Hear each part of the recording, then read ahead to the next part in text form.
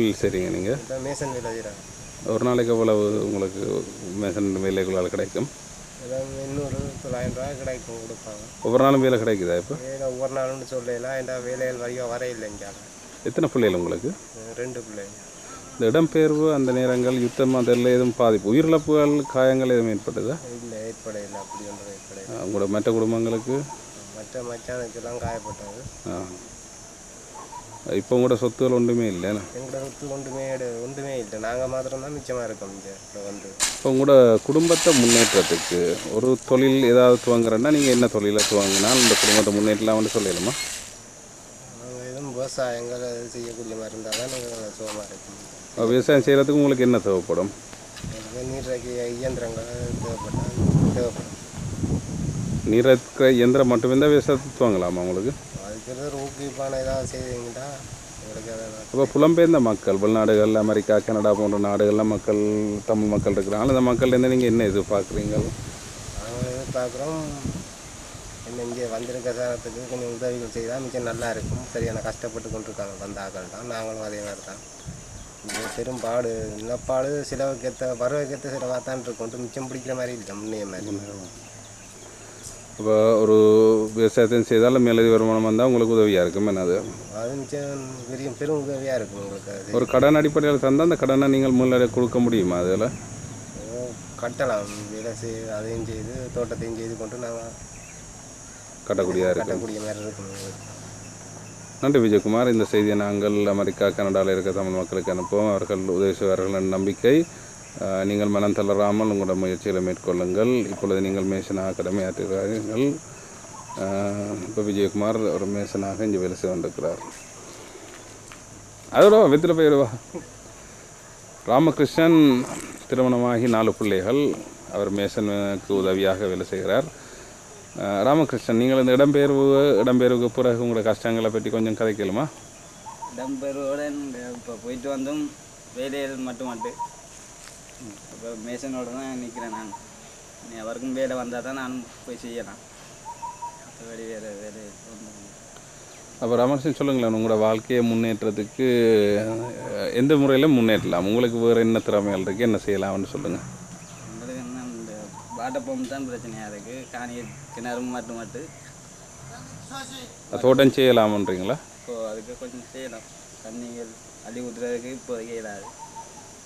Water form கிடைச்சதுன்னா நீங்கள் தோட்டம் செய்து இதாண்டக்கூடியாக இருக்கும். ஒரு வாட்டர் ஃபார்ம் என்ன விலை போகுது? 25. பைப்புகள் எல்லாம் தேவைப்படும். அப்போ உங்களுக்கு குறைஞ்சதை போல் முதல் தேவை ஒரு விவசாயத்தை துவங்குறதுக்கு? விவசாயத்தை துவக்கலாமே. புலம்பெயர்ந்த மக்கள், நீங்கள் இப்பொழுது இந்த மக்களின் கஷ்டங்களை அறிஞ்சு கொண்டிருக்கிறீர்கள். ராமகிருஷ்ணன் தேவை விவசாயத்தை துவங்குவதற்கு அவருக்கு ஒரு 50,000 அந்த முயற்சி செய்வார். அதோடு இந்த மேசன் தொழில் கூலி தொழிலையும் செய்து கொண்டு அவர் தன் குடும்பத்தை நடத்தலாம். நீங்கள் இவர்களுக்கு சில மேல் கொண்டு உதவி செய்வர்கள் நம்பிக்கை.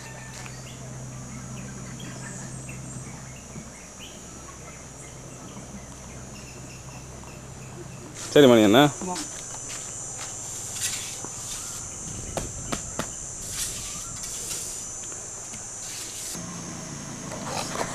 திரு சதீஷ்குமார் ஒரு தச்சு தொழிலாளி. சதீஷ்குமார் தனது யுத்த அனுபவங்கள், இடம்பெயர்வின் அனுபவங்கள், பிறகு இடம்பெயர்ந்த பின் மணிக் ஃபேமிலியின் அனுபவங்கள், இப்போ மீள குடியேறின பிறகு அனுபவங்கள், தனது குடும்பத்தையும் குடும்பத்தின் பொருளாதாரம், குடும்பத்தின் நல்லையை கொண்டு போவதற்கு தனக்கு இருக்கிற கஷ்டங்களையும் புலம்பெயர்ந்த மக்கள்கிட்ட அவர் என்ன எதிர்பார்க்குறார் என்பதையும் இப்போ சதீஷ்குமார்கிட்ட கேட்போம். சதீஷ்குமார், கதைங்க. இப்போ நான் இடம்பெயர்ந்து போகிறதுக்கு முதல்ல ஒரு பிஸ்னஸ் செய்து கொண்டிருந்தேன், வியாபாரம் வந்து. அப்புறம் நாங்கள் இங்கேருந்து இடம்பெயர்ந்து போய்க்க ஒவ்வொரு இடமாக தங்கி தான் நாங்கள் போனாங்க. அப்போ முறைப்பிலேருந்து நாம்பொழிக்கிட்டு மட்டக்கட்சியிலேருந்து விசுவமடையிலேருந்து இருட்டுமடம் மட்டும் போய் அது மட்டும் எங்களோட சாமான்கள் எல்லாம் கட்டி காத்து நாங்கள் வானங்களில் கூலி கொடுத்து கிடந்த நகைகள் எல்லாம் விற்றுக்கிட்டு கொண்டு போய் அங்கே சேர்த்துனாங்க.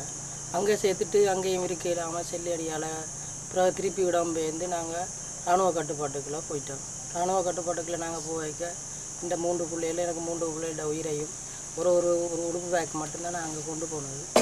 திருப்பி நாங்கள் அங்கே ஒரு இராணுவ முகாமுக்குள்ளேயும் ஒரு 1 வருஷம் அங்கே இருந்து போட்டு இப்போ திருப்பி மீள்குடியமருன்னு சொல்லி இப்போ எங்களை கொண்டு வந்து இங்கே விட்டுருக்குறாங்க. இப்போ தற்காலிகமாக நான் எந்த குடும்பத்தை பார்க்குறதுக்காக இந்த தச்சு தொழிலை செய்திருக்கேன். இப்போ நாங்கள் ஒரு தரப்பால் ஓட்ட கொட்டாய்க்கு தான் இருந்து கொண்டிருக்கிறோம். ஆனால் எங்களுக்கு இப்போ இந்த வருமானம்ன்றது போதுமானதாக இல்லை, காணாது. இப்போ எங்களுக்கு ஏதாவது இனி யாராவது உதவி ஏதாவது செய்வாங்களா இருந்தால் நாங்கள் ஏதாவது செய்யக்கூடிய மாதிரி இருக்கும். இப்போ சதீஷ்குமார், இப்போ உங்களோட மேலதிக வருமானத்துக்கு இந்த தச்சு தொழிலோடு என்ன வருமானத்தை நீங்கள் செய்தால் உங்களோட குடும்பத்தின் பொருளாதாரத்தை பழைய நிலை கொண்டலாம்னு நீங்கள் எதிர்பார்க்குறீங்க? அதுக்கு எவ்வளோ தேவைப்படுது? புலம்பெயர்ந்த மக்கள்ங்கிற மக்கள் அமெரிக்கா, கனடா, மேற்கத்திய நாடுகளில் இருக்கிறாங்க. அவர்கள் என்ன விதமாக உதவி செய்தால் அதுக்கு உங்களோட குடும்பத்தை கொண்டு நடத்தலாம்னு சொல்லுவீங்களா?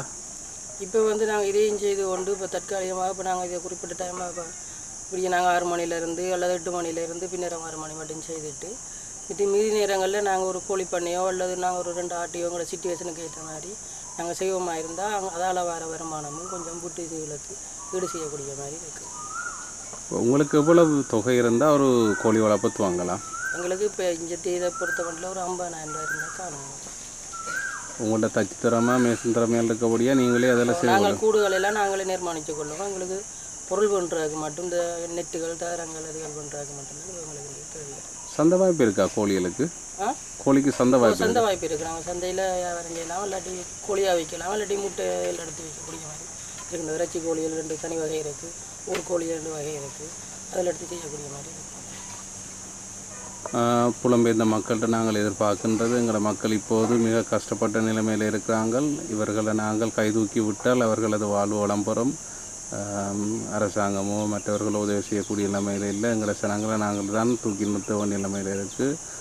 சதீஷ்குமார்ட்ட குடும்பத்தை நாங்கள் நிலைநிறுத்துவதற்கு அமெரிக்கா, கனடாவில் அங்கின்ற IMH நிறுவனத்துக்கூடாக நீங்கள் செய்கின்ற உதவிகள் இவர்களது வாழ்வாதாரத்தை உயர்த்தும், அதற்குரிய உதவிகளை செய்வீர்கள் என்று எதிர்பார்க்கின்றோம். நான் கிளிநொச்சியில் இருக்கிற வன்னிசிங்கம் பிரபு, அவரும் ஒரு தச்சு தொழிலாளி. தனது அனுபவங்கள் இடம்பெயர்வுக்கு பின்னர் ஏற்பட்ட அனுபவங்களை இப்பொழுது சொல்லுவார். நாங்கள் பழைய சோரம்பேட்டு ஊரில் வசித்து வந்தோம். அதில் முகமாலை சண்டை துவங்கிவிட்டது. முகமாலை சண்டையால் இடம்பெயர்ந்து புதுக்குடியிருப்பு போயினோம். புதுக்குடியிருப்பிலேயும் இதுக்குள்ளார மணலாத்துக்குள்ளார செல்லடி துவங்கினால திரும்ப உடையார்நாட்டுக்கு வந்தோம்.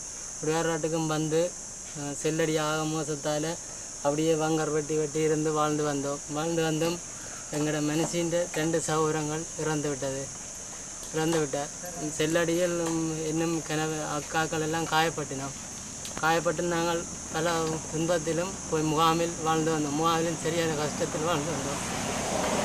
கஷ்டத்திலும் வாழ்ந்து வந்து நாங்கள் இப்போ தச்சு வேலையை செய்து கொண்டிருக்கிறோம். தச்சு வேலை எங்களுக்கு போதுமானதாக இல்லைன்னா நீங்கள் எங்களுக்கு ஒரு உதவியை ஒன்று செய்வதாக இருந்தால் நாங்கள் ஒரு தச்சு தொழிலையே செய்து கொண்டிருப்போம் வேண்டாம். எங்களுக்கு ஒரு பற்றைக்கு நீங்கள் உதவி செய்வீங்களா இருந்தால் ஒரு பற்ற போடுறோன்னா உங்களுக்கு அவ்வளோ தேவைப்படும். என்னென்ன உபகரணங்கள் தேவை, அந்த உபகரண விலையால் சும்மா உங்களால் தெரிஞ்ச அளவில் சொல்லுவீங்களா?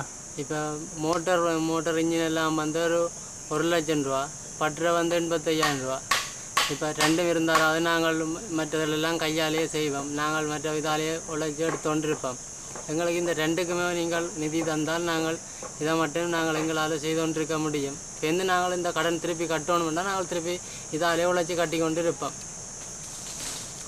நன்றி பிரபு. நாங்கள் புலம்பெயர்ந்து இருக்கிற மக்கள்கிட்ட இந்த உதவிகளை கேட்போம். உங்களுக்கு இராணுவ நெருக்கடிகள் மற்றது இளைஞர் எண்ண முறையில் அப்படியான இதுகள் எதுவும் இருந்ததா இடம்பெயர்ந்த பிறகு? முகாமில் அடியாதுகள் வந்து விசாரித்தவன், ஆனால் நாங்கள் ஒன்றும் இது இல்லாதபடியாக நாங்கள் எங்களை ஒன்றும் செய்யலை. நாங்கள் வங்கரைக்கு ஒழிச்சிருந்தபடியாக ஜனங்கள் ஒரு இல்லாமல் சொல்லி விட்டினோம். அவை ஒன்றிலும் இருக்கலைண்டா அதே எங்களை விட்டுட்டினோம். இப்போ மீள் குடியேற்றத்துக்கு பிறகு இப்போ கிளிநொச்சிக்கு திருப்பி வந்திருக்கிறீங்க. இப்போ நெருக்கடிகள் எதுவும் உங்களுக்கு இருக்கா? இங்கே இப்போ ஒரு இதுவுமே இல்லை. எங்களுக்கு நிம்மதியாக இருக்கக்கூடியதாக இருக்கா? பாதுகாப்பு இருக்கா உங்களுக்கு? பாதுகாப்பு பிரச்சனை இல்லை. நன்றி பிரபு. பேர் என்ன கூட? கிருஷ்ணகுமாரா. கிருஷ்ணகுமார், உங்களோட அனுபவங்களை சொல்லுங்களேன்.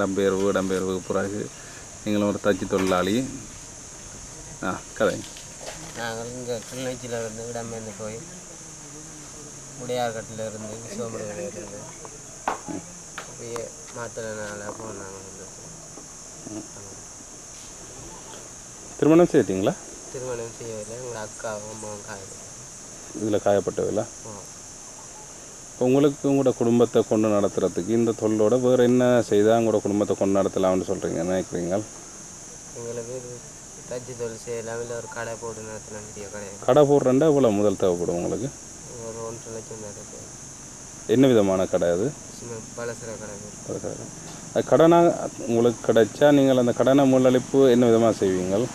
நாங்கள் ஒரு 3 மாதம் இல்லை ஒரு 6 மாதத்துக்கு பாடு கட்ட சொன்னால் கொஞ்சம் கொஞ்சமாக கட்டுவீங்க. நன்றி சதீஷ்குமார். நான் 3 பிள்ளையின் தந்தை. இப்போ அது மீள குடியேற்றத்தில் கிளிநொச்சி ஆனந்த நல்ல தந்த இடத்துக்கு வந்திருக்கிறார். வீடுகள் எல்லாம் பாலடைஞ்ச நிலையில் இருக்கிறது. இவர் இந்த IMH நிதி உதவியும் பெற்றிருக்கிறார். அதோட இந்த கடன் திட்டத்தை இவர் தான் அமல்படுத்துகின்ற. இப்போ உங்களோட குடும்ப வாழ்க்கை முதல்ல என்ன தொழில் செய்த நீங்கள், இப்போ நீங்கள் என்ன செய்கிறீங்கள், இந்த கடன் திட்டத்துக்குள்ளால் என்னென்ன செய்யலாம், புலம்பெயர்ந்த மக்கள் என்ன எதிர்பார்க்குறீங்கன்றத சொல்கிறீங்களா? முந்தி நாங்கள் நான் வியாபார நிறுவனங்களில் ஒரு 12 வருஷம் வேலை செய்தேன். நான் மற்றது வீட்டில் பண்ணை கோழிகள் வளர்க்குறது மற்ற விவசாயம் அதில் ஈடுபட்டேன். பிரதானமாக ஒரு தொழில் இருந்தது. வியாபார ஸ்தாபனங்களில் கூடுதலாக வேலைக்கு இருந்தேன். நான் இப்போ வீட்டில் பொருட்சூழலில் முழுதும் விவசாயம் கோழி வளர்ப்பண்டு தொழில்கள் கிடைக்கிற கஷ்டமாக இருந்தபடியாக இதுலேயும் முழு மூச்சாக ஈடுபட்டு லாபம் வந்தது. பெருமளவில் நட்டமும் வந்தது. நட்டமண்டு பார்க்க அப்படி இடப்பெயர்வுகள் அது திடீர் அந்த அசாதாரண சூழ்நிலையால் பெருமளவு இழப்புகள் ஏற்பட்டது. அதிலும் குறிப்பாக இப்போ கடைசியாக நடந்த இடப்பெயர்வில் அது முழு வளமும் இழக்கப்பட்ட நிலையில் இப்போ திருப்பி இந்த காணிகளை இப்படி காடான நிலைமையில் காணப்படுது. இதுகளெல்லாம் ஒரு நிலைமைக்கு எடுக்கணும். மற்றது வீட்டில் இருக்க ஜன்னல்கள் கதவுகள் எல்லாம் கலட்டி இல்லை எல்லாம் எடுத்துட்டாங்க. மற்றது இப்போ தான் வீடுகள் திருத்தி இருக்கிறோம். மேல் கோபிச வேலைகள் செய்திருக்கிறோம். இனி மிச்ச வேலைகள் செய்யணும். எவ்வளவு தேவைப்படும் இந்த வீட்டை நீங்கள் திருத்தி எடுக்கிறேன்றால்? இப்போ கோபிச வேலைக்கு எவ்வளோ முடிஞ்சிருக்கு உங்களுக்கு? கோபிச வேலைக்கு 2,20,000 ரூபா முடிஞ்சிருக்கு. மற்ற கதவு வேலைகள் மற்ற வீட்டை பாதுகாப்பாக எடுக்கிறேன்டா எவ்வளோ தேவைப்படும்? பூசுறது அதெல்லாம் தவிர்த்து இப்போ கதவு ஜன்னல் அதுகள் செய்கிறதுக்கும் டாய்லெட் அதில் செய்கிறதுக்கும் இந்த காடு இவ்வளவு இவ்வளோ காடாக இருக்கிறது இந்த பழையபடி நல்ல நிலைமை கொண்டு வரத்துக்கும் இதில் விவசாயம் செய்கிறேன்றாலும் உங்களுக்கு எவ்வளோ தேவைப்படும்? இதுக்கு இப்போ இவ்வளோ காலம் காணியை துப்புராக்குனதுலேருந்து ஒரு இல்லாமல் 2.5 லட்சம் செலவாகிருக்கு. இது இன்னும் ஒரு 1.5 லட்சத்துக்கிட்ட இப்போ வீடு திருத்துறதாண்டா இப்போ ஜன்னல்கள் கதவுகள் போடுறண்டா முதல் இருந்த நிலைமைக்கு வீடை கொண்டு வரணுமெண்டா 1.5 லட்சமும் காணாது. இன்னும் ஒரு 2.5 லட்சம்டா தான் முந்திய நிலைமைக்கு வரலாம். நாங்கள் இப்போ என்னென்னா சாதாரணமாக இப்போ ஜன்னல்ண்டா அதுக்கு கதவுகள் இல்லாமல் திருடர் பயம் அப்படி இதுகளுக்காக ஜன்னல் அதுக்கு கதவுகள் அதுகள் இல்லாமல் சாதாரணமாக செய்கிறேன்டா இன்னும் 2 லட்சமாக தேவைப்படும். விவசாய நடவடிக்கைண்டா இப்போ கிணறுகள் எல்லாம் திருத்தி தண்டு அது மிகப்பெரிய செலவு தான். எல்லா முழு பொருளையும் ஒரே நாளில் ஒரே மாதத்தில் திருப்பி எடுக்கிற ஒரு மாதத்துலேயோ என்னத்துலேயோ நாங்கள் சிறுக சேமித்த பொருட்களை எல்லாம் ஒரே தரத்தில் ஒரு தொகையை போடுறோண்டா அது பெரிய இல்லை. இவங்க நீர் இறைக்கிற இயந்திரம் இருந்தது, சூரிய மின்கலங்கள் இருந்தது, அப்படி இல்லை சகல வசதியோடையும் தான் இருந்தோம் நாங்கள். இப்போ இதுவித பொருட்களும் இல்லை.